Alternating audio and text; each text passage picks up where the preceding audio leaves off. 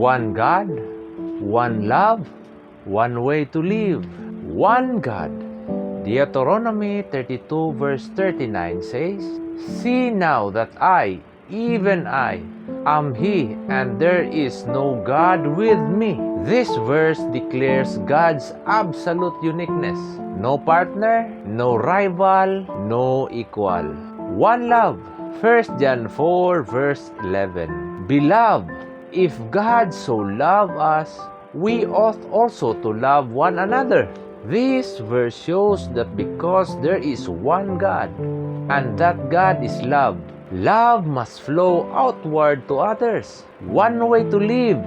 Matthew 22 verse 37 to 39. Thou shalt love the Lord thy God with all thy heart. And the second is like unto it, thou shalt love thy neighbor as thyself. Scriptures tells us again and again that there is only one God. See now that I, even I, am He, and there is no God with me. Deuteronomy 32 verse 39. This truth is not just a statement about who God is. It has deep implication for how we live. If there is one God, then there is one ultimate source of love. The Bible does not simply say that God has love. It says God is love. 1 John 4 verse 8. That means love is not something God occasionally shows. It flows from His very being. Now think about this. If the one true God is a God of love, then loving others is not optional for those who believe in Him. It is not an extra spiritual activity. It is the natural result of knowing who God is.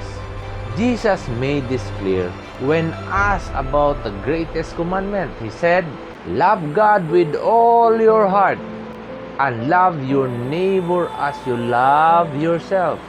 Notice, He did not separate belief from behavior. To believe in the one God is to reflect God's character.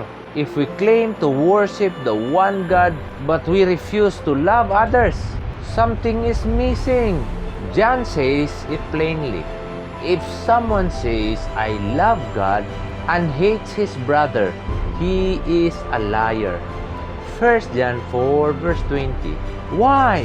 Because God's love is meant to move through us, not stop with us. Believing in one God means we see every person as created by the same God. No one is disputable, no one is beneath love, and no one is outside God's concern. God's oneness also means His love is undivided. He does not love one group and ignore another. He does not love only when person deserve it. He loves faithfully, patiently, and sacrificially. So how do we translate God's love into our lives? We forgive when it's hard. We show kindness when it's inconvenient. We speak truth with gentleness. We stand for what is right without losing compassion. We don't love others to earn God's love. We love others because we have already received it. In a divided world, believe in one God calls us to live with one heart, a heart shaped by love. Let us not only confess that God is one, let us live in a way that shows God's love is real.